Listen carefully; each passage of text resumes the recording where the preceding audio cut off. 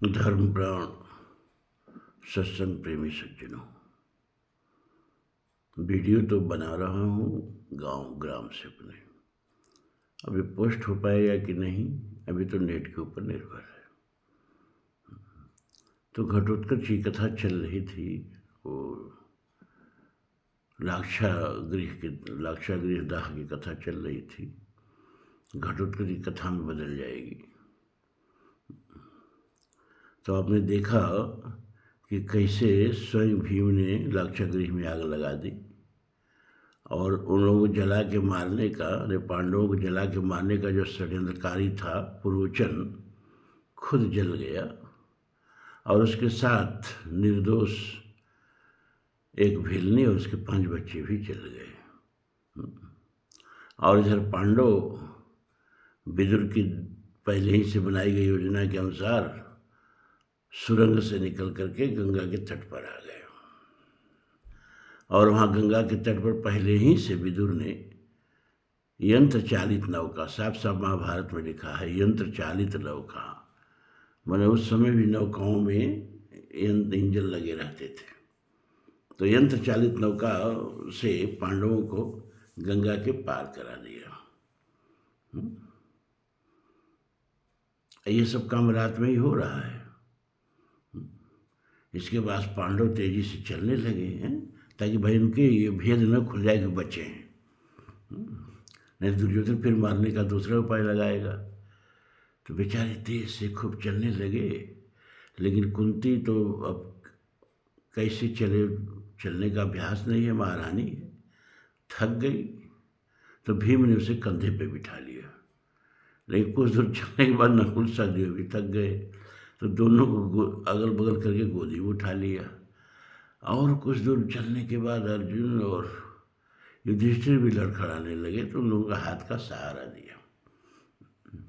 इस तरह लेकर के बहुत दूर, सूर्योदय होने से पहले ही बहुत दूर निकल गए।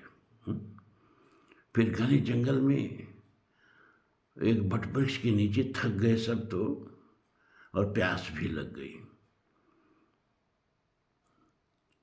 तो गए भीम पानी ले आने, अगल बगल कहीं सरोवर हो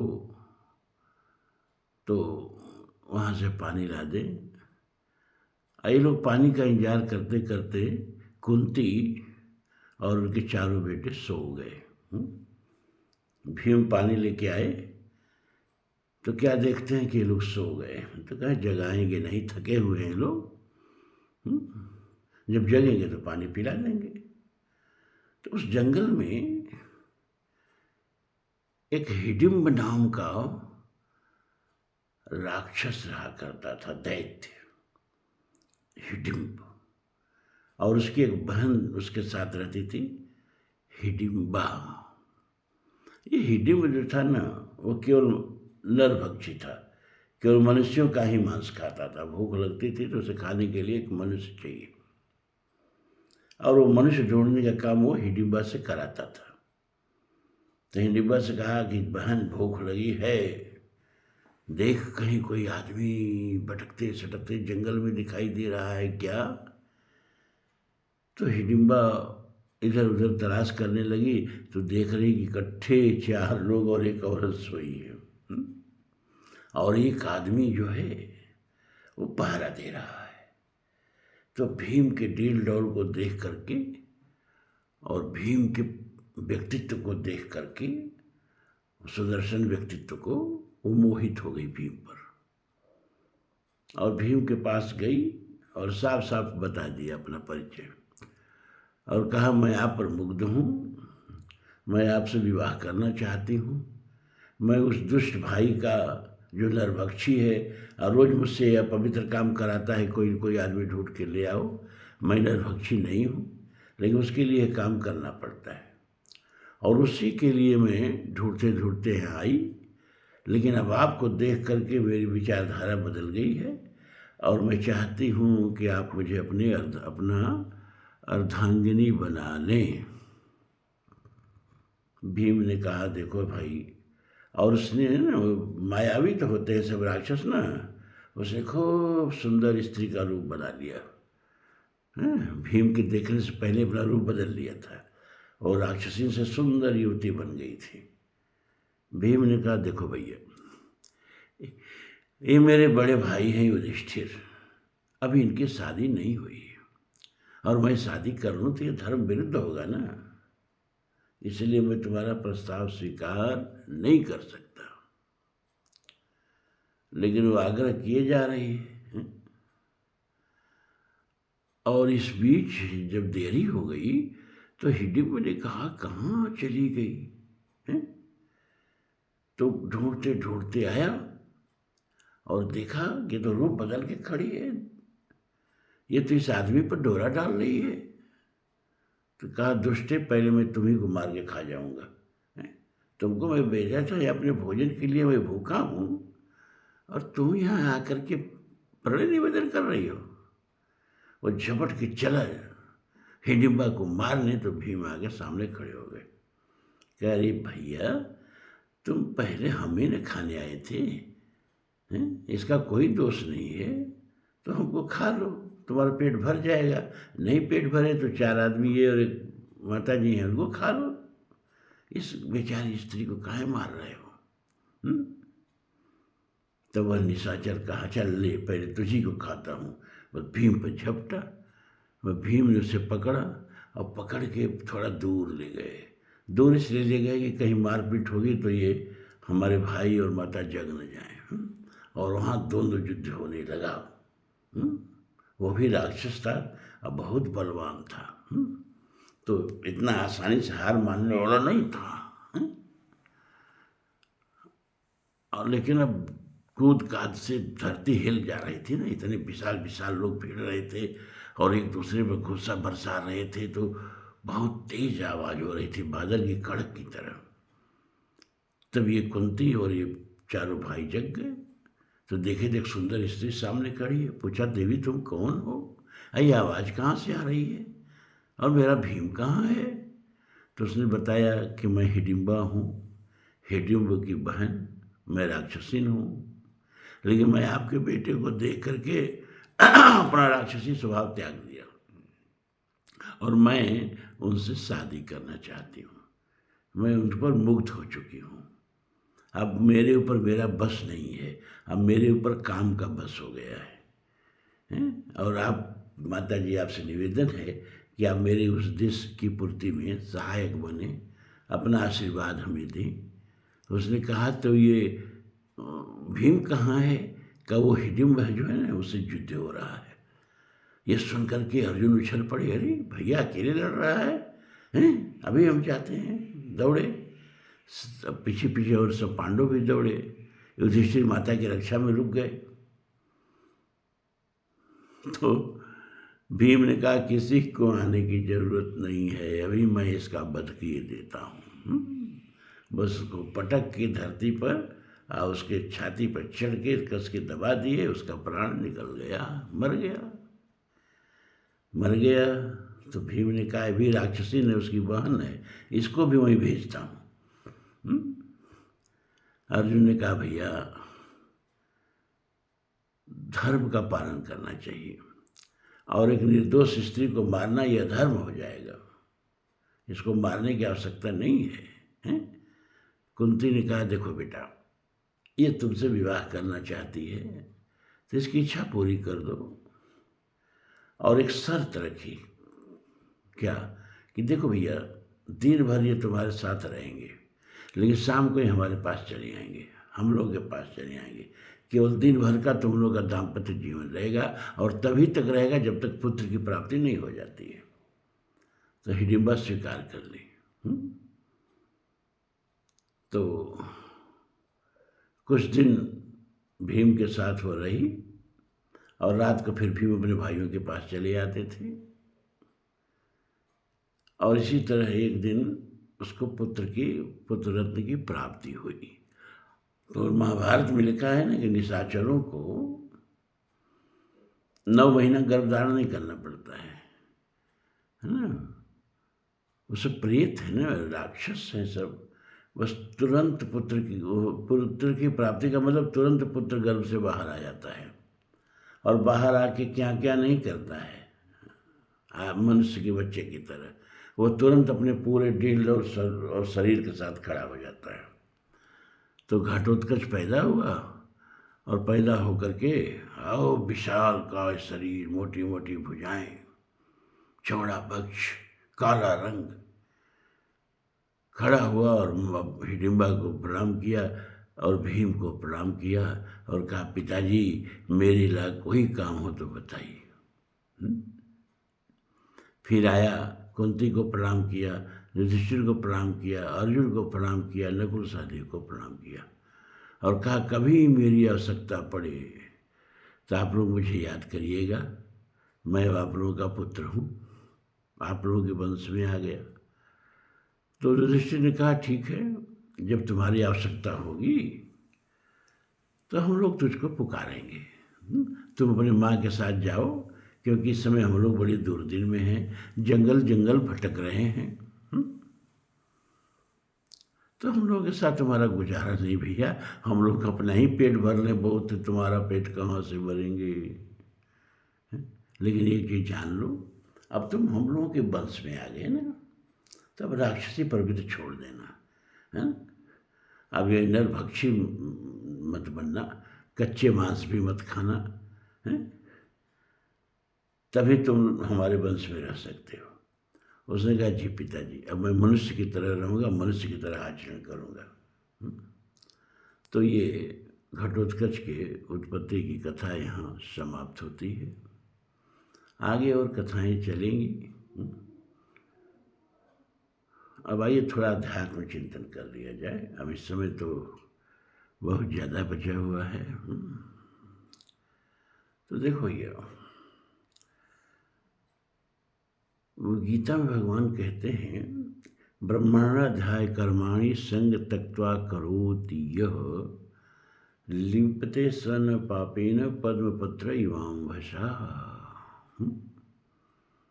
गीता में शुरू में भगवान ने कह दिया ना कि कर्म, कि भाई कर्म है जो मनुष्य को बांधता है। अगर कर्म करने की कला से कर्म न किया जाए तो कर्म ही मनुष्य को बांध लेता है। कर्म करने की कला क्या है? और इस कला से कितने लोग कर्म करते हैं?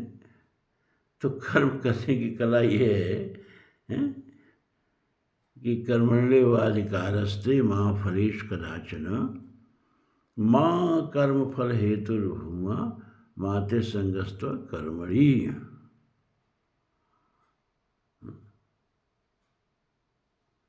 मां ते कर्म आने, तुमको कर्म करने का अधिकार है। कर्मण एव अधिकारः ते, इसे इसका पद विच्छेद हो जाएगा। कर्मण एव, कर्म करने में ही तेरा अधिकार है, फल तुम्हारे बस में नहीं है। फल तो परमात्मा ही देता है। तो अगर परमात्मा फल देता है तो क्या उसमें कुछ कर्म की भूमिका होती है कि मनमाना फल देता है? क्या नहीं, ईश्वर भी मनमाना फल नहीं दे सकता। शुभ अशुभ कर्म अनुसारी देत ईश फल हृदय विचारी। कर्म के आधार पर ही परमात्मा फल देता है, लेकिन फल परमात्मा देता है, इतना आप जान लो। हमारा वेदांत कहता है कि फल परमात्मा के बस में है, यद्यपि वो कर्म के अनुसार ही फल देता है। लेकिन आप फल रख के कर्म न करो। फल रख के कर्म करोगे और तदनुकूल फल नहीं मिलेगा तो अपने लिए शोक की व्यवस्था कर रहे हो, अपने लिए दुख की व्यवस्था कर रहे हो आप। और ये कितनी मूर्खता है कि अपने से अपने लिए दुख का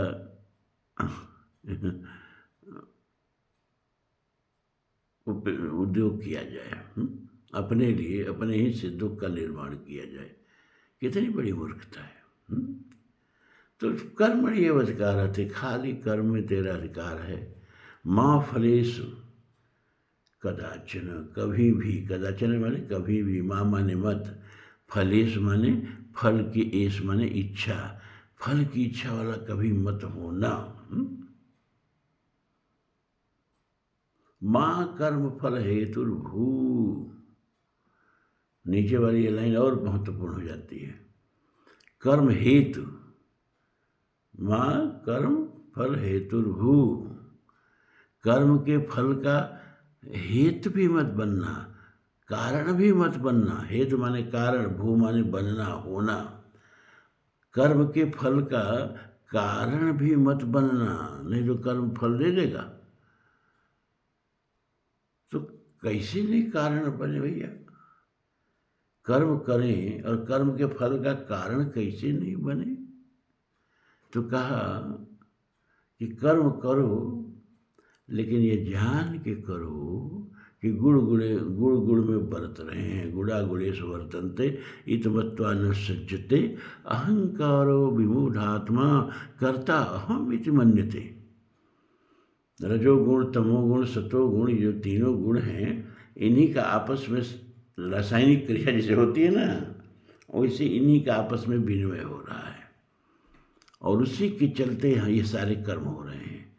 जब सतोगुण उदित होता है तो मन में शांति आती है और धार्मिक कार्यों में मन लगता है।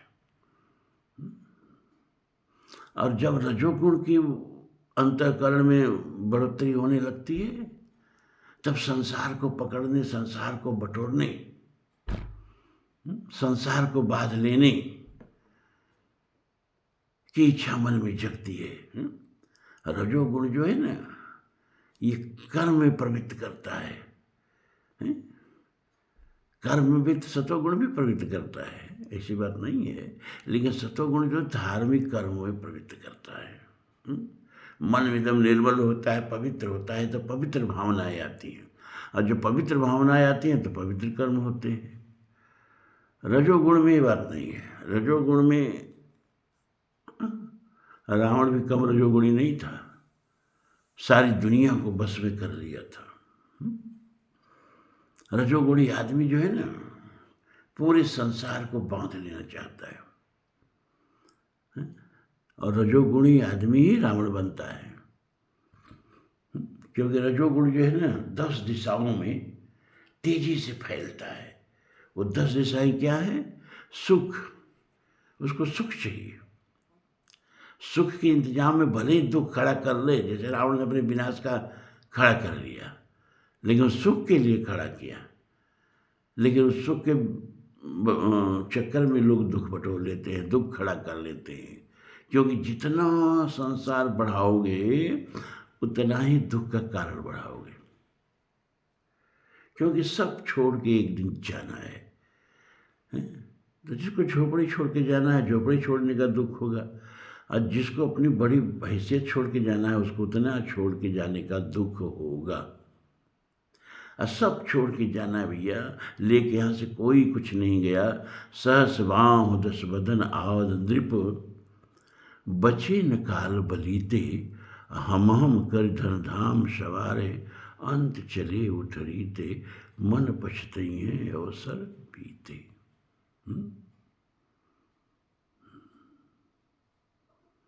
तो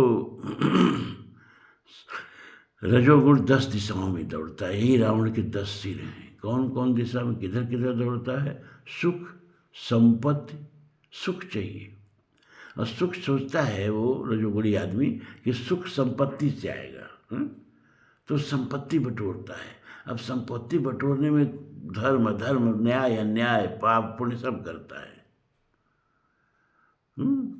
और शुद्ध, बहुत सारी वंश औलाद हों, समाज में हमारा दबदबा बने रहे।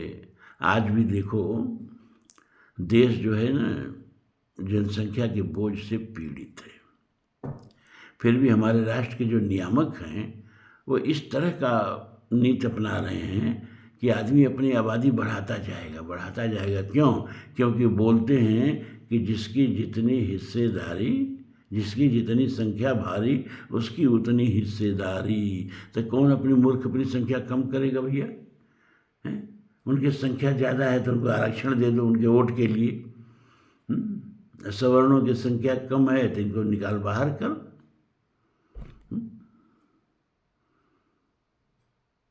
तो पुत्र, और इसके बाद सेना, और आज सेना तो नहीं रख पाते हैं, सब माफिया डालना तो अपना गैंग रखते हैं। सैकड़ों सैकड़ों का गैंग बना के रखते हैं, सहायक रखते हैं। हमारा यश बढ़े, हमारा प्रताप बढ़े, हमारा बल बढ़े, हमारी बुद्धि बढ़े, और हमारा बड़प्पन बढ़े। तो ये 10 हो गए, देख लेना। सुख, संपत्ति, सुत, सेन, सहाई, यश, प्रताप, बल, बुद्धि, बड़ाई। ये रजोगुण 10 दिशाओं में दौड़ता है। यही रावण के 10 सिर थे, और सचमुच 10 सिर उसके पास नहीं थे।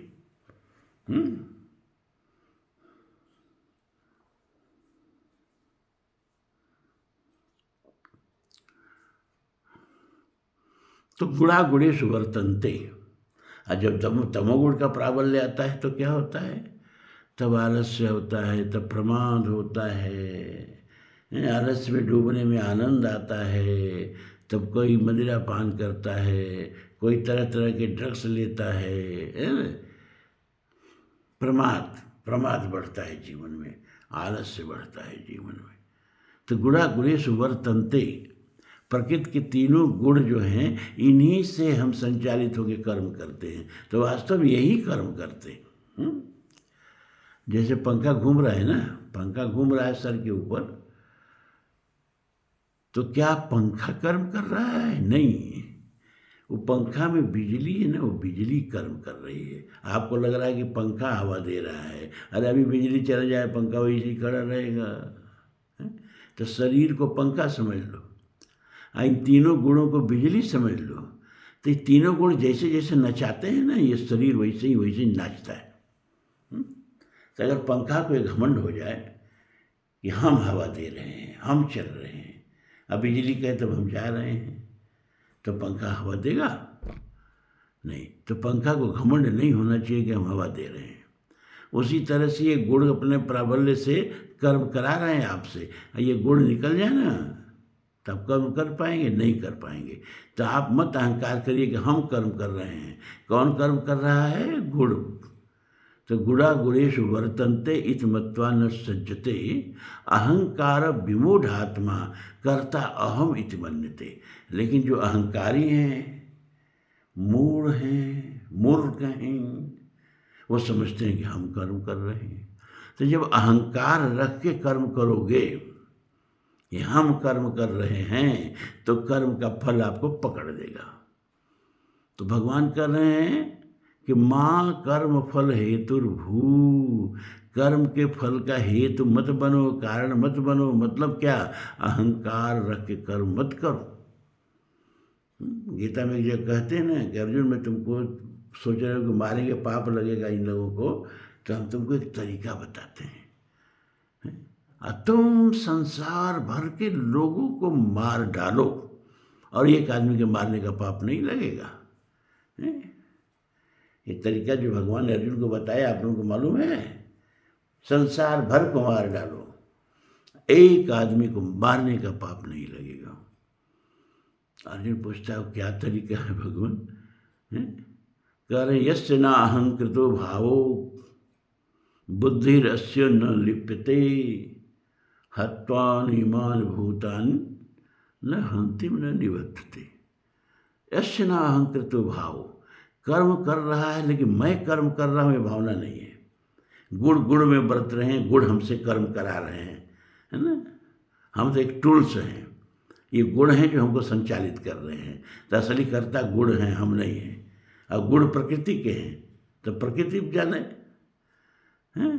तो यस्य न अहंकृतो भाव, कर्म करने का जिसके अंदर अहंकार नहीं है। अब बुद्धि रस्य न लिप्यते, और फल में बुद्धि नहीं छिपकी हुई है। ये कर्म कर रहे हैं, इसका ये फल मुझे मिलेगा। अरे जब कर्म गुण कर रहे हैं तो गुण को फल लेने दो। बड़ा कठिन है, लेकिन यही गीता है।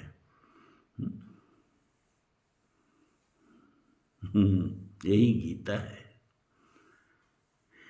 तो यस्य नाहंकृतो भाव बुद्धिरस्य न लिप्यते। कर्म के फल में आसक्ति नहीं है, कर्म करने का अहंकार नहीं है, वो आदमी सारे संसार को मार के एक आदमी को नहीं मारता है।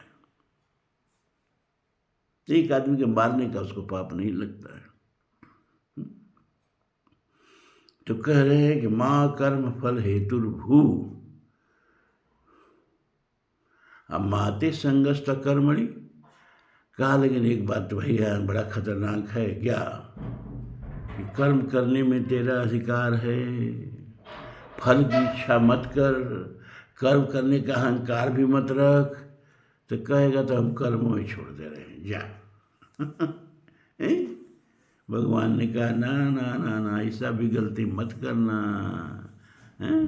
माँ मत मत ते माने तुम्हारा, माते संगस तु अकर्मणी। अकर्मणी माने कर्म न करने से कहीं तेरा संग न हो जाए, निकम्मापन से कहीं दोस्ती न कर ले। कहाँ है भैया, भगवान कहे हैं कि कर्म करने में ही अधिकार है, फल की इच्छा मत करो, कर्म करने का अहंकार मत करो। तो कर्मों में काहे को करो, तो ऐसा मत करना। माते संगस्त्व कर्मणि, माँ माने मत, ते माने तुम्हारा, संग तू माने लेकिन, भगवान करे लेकिन भैया अकर्मणी से संग मत कर लेना, निकम्मापन से संग मत कर लेना, वो कर्मों ही छोड़ दे रहे हैं। तब अर्जुन कहता है भगवान अब तो दो बात बोल रहे हो भैया, हम तो कर्म छोड़ ही रहे थे, हमको जबरदस्ती युद्ध जैसे घनघोर कर्म में लिप्त कर रहे हो। कह रहे हो कर्म बांधता है, तो कर्म के बंधन से बचने का कोई स्पष्ट तरीका बताइए। तो भगवान ने कहा कि अज्ञास कर्मणो अन्यत्र लोकोयम कर्म बंधन तदर्थ कर्म कौन्तेय मुक्त संग समाचर। यज्ञ के अलावा और जो भी कर्म करोगे वो कर्म तुमको बांध लेगा। इसलिए यज्ञ के लिए मुक्त संग होकर के, मतलब कर्म के फल से मुक्त होकर के हैं, और हानि लाभ जय पराजय सुख दुख सफलता विफलता में समान भाव होकर के कर्म करो तो कर्म तुमको नहीं बांधेगा। अर्जुन ने कहा तब हम रोज अब मंडप बनावें, पंडित बनावें, स्वाहा स्वाहा करावें। कहना नहीं मूर्ख, यज्ञ का यही मतलब नहीं होता है।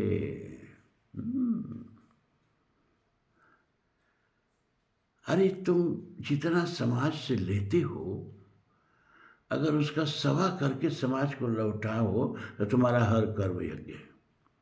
यह इतना ध्यान रखना। तुम हवा लेते हो, पानी लेते हो, अन्न लेते हो, आकाश से लाभ उठाते हो, धरती से लाभ उठाते हो, ये सब प्रकृति से लेते हो कि नहीं लेते हो? समाज से लेते हो कि नहीं लेते हो? प्रकृति के और समाज से जितना लेते हो उसका सवा गुना करके लौटाओ। ये पेड़ जो है कितना उपकार है हमारे ऊपर इनका, पता है? ये ऑक्सीजन जो हम लेते हैं यही देते हैं। एको पेड़ जीवन में लगाया है, प्रकृति से लेते हैं, प्रकृति को देते हैं।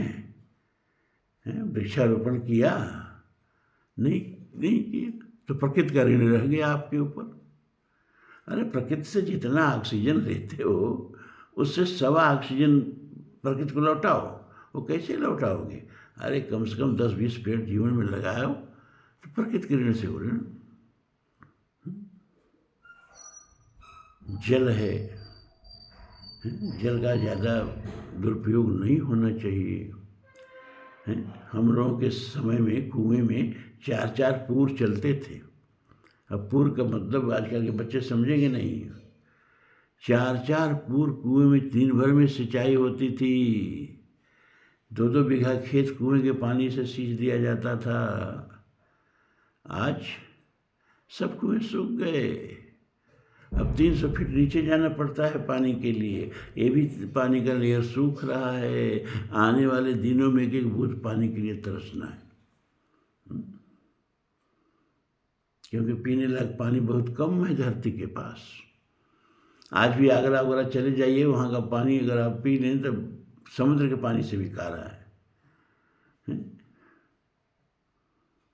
आने वाले दिनों में समुद्र के पानी को संशोधित करके आदमी पिएगा, धरती पर पानी बचेगा नहीं। प्रकृति के सारे संसाधन चूक रहे हैं। क्यों चूक रहे हैं?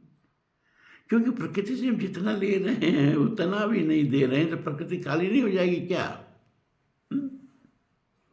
प्रकृति खाली नहीं हो जाएगी। आप जितना ले रहे हो उतना भी नहीं लौटा रहे हो। 8 अरब धरती की आबादी हो गई और सब प्रकृति से ले रहे हैं। जंगल काट दिए, जंगल उगा नहीं रहे। ये भूल गए कि जंगलों से ही ये पृथ्वी का फेफड़ा है। ये जंगल पृथ्वी का फेफड़ा, आपने फेफड़ा ही खत्म कर दिया तो तुम्हारे फेफड़े में सांस कहाँ से आएगी? यज्ञमय जीवन जितना लो उसका सवा करके दो, यही सबसे बड़ी पूजा है। और इतना भी नहीं कर सको अर्जुन, तो और आसान तरीका बता रहे हैं क्या कि ब्रह्मण्याध्याय कर्माणि संग त्यक्त्वा करोति यः लिप्यते स न पापेन पदोपत्र एवं भसा। ब्राह्मण आधाय, मेरे लिए कर्म करो, चलो सब हमारे जिम्मे रहेगा। विनोबा भावे का नाम सुना होगा आपने। तो वो जेल में जब थे तो हमारे तरह रोज प्रवचन नहीं करते थे, हर रविवार को प्रवचन करते थे। तो कृष्णार्पण का यानी इसमें कृष्णार्पण है कि मेरे लिए काम करो, मतलब कृष्णार्पण, हर काम कृष्ण को अर्पण कर दो, परमात्मा को अर्पण कर दो। तो उन्होंने एक बुढ़िया की कथा सुनाई कि एक बुढ़िया कुछ भी करती थी। वो एक बार गीता में गई सत्संग में, कहाँ मजदूर किस्म के लोगों को रोज सत्संग का सौभाग्य मिलता है। कभी गई, सुन ली पंडित जी बोल रहे हैं कि जो करो भगवान को अर्पित कर दो, कृष्णार्पणम कर दो, कृष्णार्पणम मस्तु। बस वो इतना ही पकड़ ली और कुछ भी करती थी कृष्णार्पणम मस्तु, कृष्णार्पणम मस्तु। कहते हैं कि वो घर घर घूम के झाड़ू लगाती थी और जो कूड़ा होता था कृष्णार्पणम मस्तु। और बाहर गांव के कृष्ण जी का मंदिर था और सब कूड़ा जाके मंदिर में चिपक जाता था। पुजारी रोज मंदिर धोए, रोज चिंता में, भैया ये कृष्णार्पणम, ये कूड़ा कहाँ से आके चिपक जा रहा है, कौन कूड़ा डाल दे रहा है मूर्ति पर। एक दिन बुढ़िया को मौत आई, उसने मौत को भी कृष्णार्पणम मस्तु कर दिया और इधर बुढ़िया मरी, उधर मूर्ति खंड खंड हो गई। कथा है, कथा कही जाती है दृष्टांत को समझाने के लिए। इसको सत्य तो मत समझ लेना। भाव ये कि भगवान के लिए कर्म करो, जो भी कर्म करो फल भगवान को दे दो, तो भगवान आपकी चिंता करेंगे। और अगर शुभ कर्म होगा तो उसका पुण्य देंगे, और अशुभ कर्म होगा तो अपने ले लेंगे, इतना जान लो। तो ये जीने की कला है। क्या जीने की कला है? कि परमात्मा के लिए जियो भाई। तो कई बाल बच्चे सब परिवार को छोड़ दें? अरे ना, माता पिता बंधु गुरु देवा सब कर दृढ़ जानी मम सेवा। अरे जो मेरे अलावा कोई है ये नहीं है, हैं?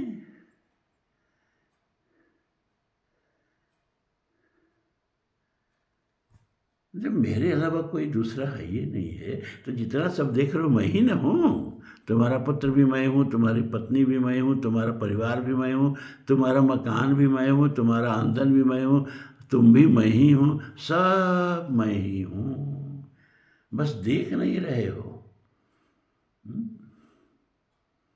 सत्य को देख नहीं रहे हो। सत्य को देख के और सब मैं ही हूँ, मेरे ही लिए हर काम करो और खूब पुत्र का सेवा करो, पढ़ाओ लिखाओ, पत्नी को प्यार करो, धन कमाओ, सब कमाओ, लेकिन ये सोच के कमाओ कि ये सब एक दिन परमात्मा के चरणों पर चढ़ा के हमको जाना है, सब परमात्मा का है। यह है जीने की कला। तो आज तो यही समाप्त करता हूँ। यहाँ गांव में बैठ के सुबह 6 बजने में 10 मिनट कम है, लेकिन ये वीडियो कल जाएगा आप लोगों के पास। अब वो रास्ते में एक वीडियो भेज दिया, किसी गीता गोष्ठी में कभी कोई प्रवचन किया था, भेज दिया। उसमें और कई लोगों के आगे प्रवचन होंगे, तो आप चाहें तो मेरा प्रवचन सुन के उसको बंद कर सकते हैं। वो भी पूरा प्रवचन नहीं दिया है, 10-15 मिनट का प्रवचन होगा। और इस वीडियो को देखिएगा, नेट साथ देगा तो कल आप लोगों के सामने होगा। आज यहीं इतने पर समाप्त करता हूँ। बहुत बहुत साधुवाद।